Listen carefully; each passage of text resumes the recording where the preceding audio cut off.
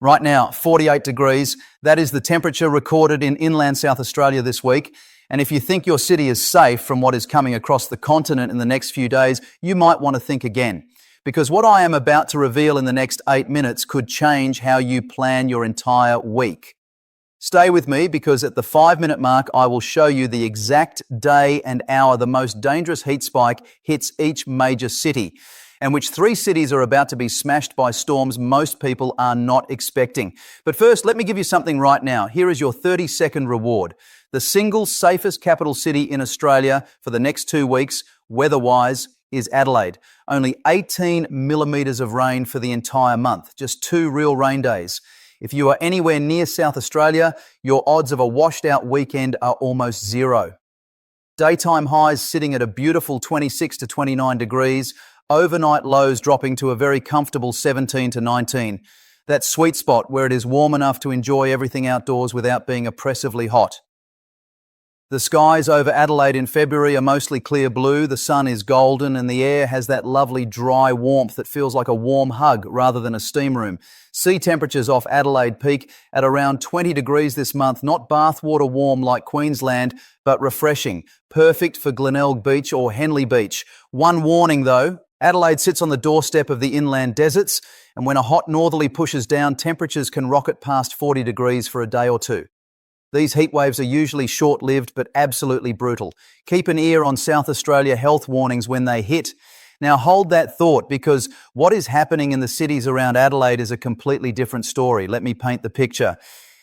Australia right now is a continent at war with itself. Nearly 8 million square kilometres of land and every single region is doing something different. Scorching heat belting the inland deserts, tropical downpours hammering the top end, sea breezes rolling along the west coast, and heat waves catching the southeastern capitals completely off guard.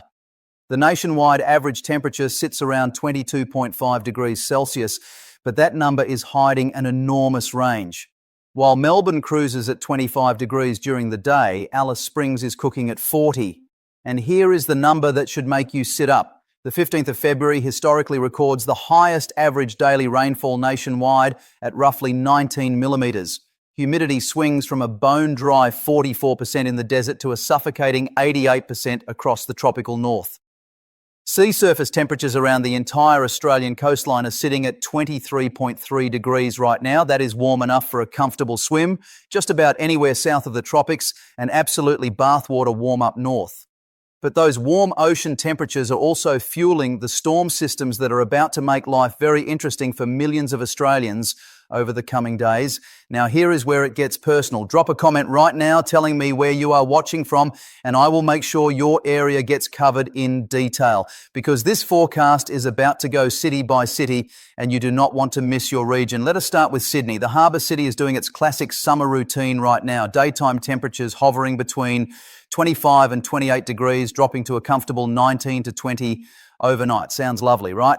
Here is the twist. Sydney is about to cop a run of afternoon thunderstorms that catch people off guard every single year. The monthly average is 86 millimetres across 5 to 8 rain days. But these are not gentle showers. The sky goes dark in 10 minutes flat, it buckets down for half an hour, and then it clears up like nothing happened.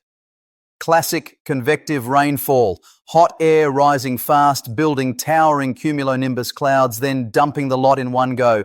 Winds averaging 24 kilometres per hour push those lovely northeasterly sea breezes in, which is great news for Bondi and Manly. But the ultraviolet index around midday is extreme, not high, extreme. Sunscreen is not optional, it is survival gear. Now Melbourne. And this is where things get wild. Do not skip ahead because Melbourne's forecast has a twist at the 3-minute 20 mark that changes everything. Melbourne sits at about 15 degrees overnight, 25 during the day, cooler than Sydney, feels manageable. But here is what those averages are hiding. Melbourne is famous for heat waves where temperatures skyrocket to 40 degrees when hot northerly winds blow down from the inland deserts. Then bang, a cold front barrels in from the Southern Ocean and temps nosedive below 20 in a matter of hours. 4 seasons in one day. That is not a joke. That is Melbourne-S actual forecast pattern for mid-February. You could start your morning at 15 degrees, be sweltering at 30 by lunch, cop a thunderstorm with hail by late afternoon, and finish the evening under clear skies wondering what on earth just happened. And here is the critical timing. Those heatwave spikes typically build over 2 to 3 days before the cold front smashes through. When the Bureau of Meteorology issues a heatwave warning for Melbourne, you have roughly 36 to 48 hours before the dramatic cool change arrives. The storms that come with that change can bring thunder, lightning, gusty winds and hail that does serious damage to cars caught in the open. Do not miss the next part. Brisbane is about to shock you. Brisbane, the Sunshine State capital. Sounds cheerful, right? Here is the reality. Mid-February, Brisbane is not sunshine. It is a steam room. Daytime temps regularly hit 28 to 31 degrees. Overnight, they barely drop below 22. But the temperature is not the story. The humidity is the story.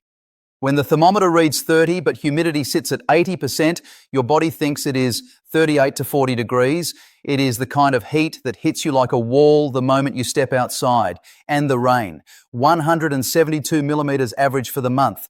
More than 20 rain days out of 28. That means it is raining almost every single day.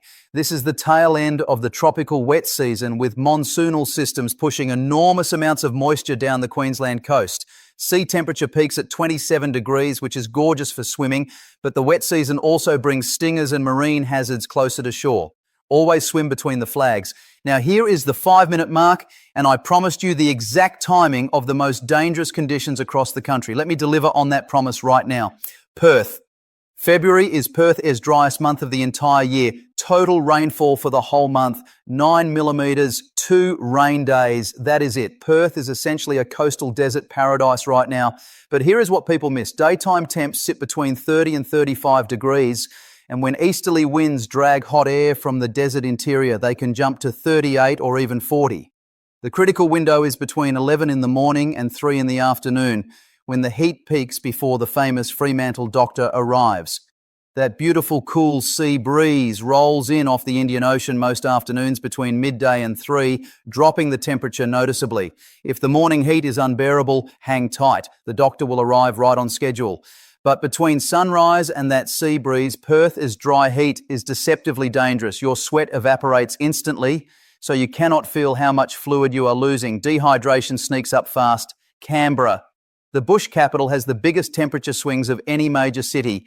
Daytime highs of 28 to 32 degrees, but overnight the mercury plunges to 12 to 15. That is a swing of up to 18 degrees in a single day.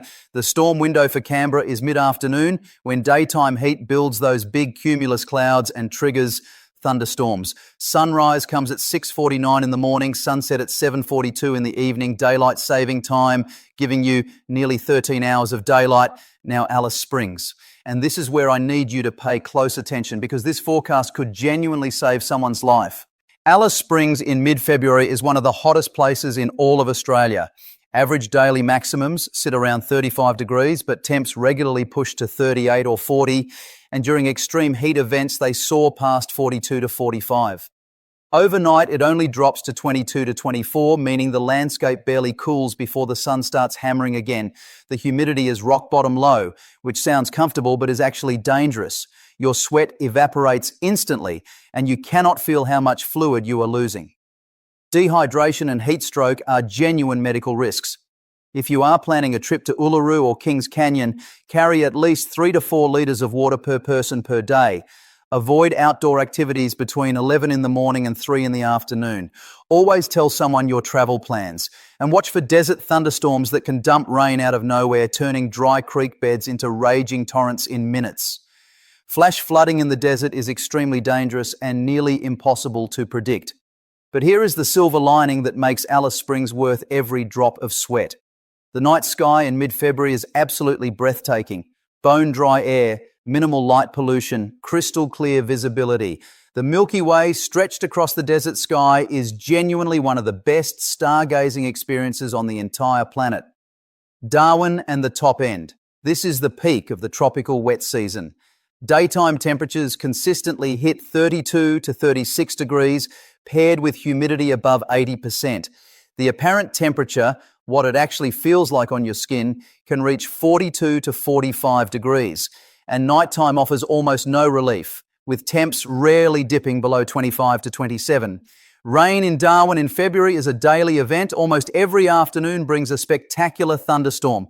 A single afternoon storm can dump 50 to 100 millimetres in under an hour. That is more rain than Adelaide gets in an entire month, falling in 60 minutes. Total February rainfall typically exceeds 300 millimetres. This is also the peak season for tropical cyclones. Systems can form over the Timor Sea or Arafura Sea and track towards the coast. Not every system makes landfall, but the risk is real. Keep a close eye on Bureau of Meteorology warnings. The northwest coast of Western Australia and Coral Bay, midday temperatures climbing to 35 to 42 degrees. The heat is intense and relentless.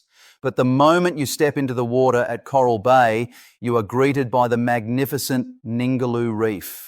Sea temperatures at 27 to 29 degrees, crystal clear water and tropical marine life everywhere. Snorkeling right off the beach is one of Australia's greatest natural experiences.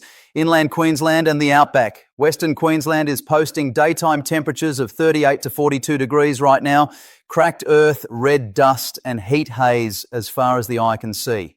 The southern Queensland ranges offer some relief as a natural air conditioner, with noticeably cooler temperatures than the surrounding plains. The Lake Eyre Basin in inland South Australia, one of the driest places on the entire planet. Daytime temperatures routinely exceeding 40 degrees, sometimes pushing to a staggering 45 to 48. Annual rainfall averages just 150 millimetres for the whole year. But in rare years when monsoonal rains push far enough south, Lake Eyre fills with water and becomes Australia's largest lake, attracting millions of migratory birds. Whether that happens this February depends entirely on how the monsoon season plays out. Inland New South Wales, towns like Broken Hill, Bourke and Dubbo recording 33 to 38 degrees. But along the Great Dividing Range, rainfall is dramatically higher thanks to moisture-laden Pacific winds being forced upward, forming clouds and producing rain. Some areas of eastern New South Wales can receive 600 to over 1,200 millimetres of rain in February alone. And finally, Tasmania. The cool escape. Hobart tops out at just 20 to 23 degrees during the day, dropping to a fresh 10 to 13 overnight. Clean, crisp air, a world away from the sweltering humidity and baking heat of the rest of the continent. The east coast of Tasmania tends to be drier than the west. Mid-February in Tassie is an absolute dream for bushwalking, exploring Wineglass Bay, and enjoying fresh seafood in blissfully cool conditions. Now, here is what I need you to do. Wherever you are watching from in Australia right now, drop your city or town in the comments. I read every single one and I will make sure your local area gets detailed coverage in the next update, because the weather patterns are shifting and what I am tracking for late February could bring some surprises that nobody is talking about yet. The data I am seeing suggests a major pattern change is developing and your region could be right in the firing line. Make sure you do not miss that update. It is coming soon and the information in it could be the difference between being caught off guard and being completely prepared.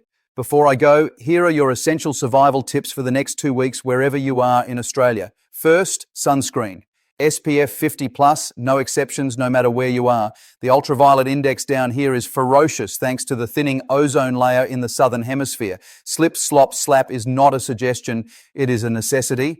Second, hydration. Carry a water bottle everywhere and drink regularly, especially in the inland or up in the tropical north.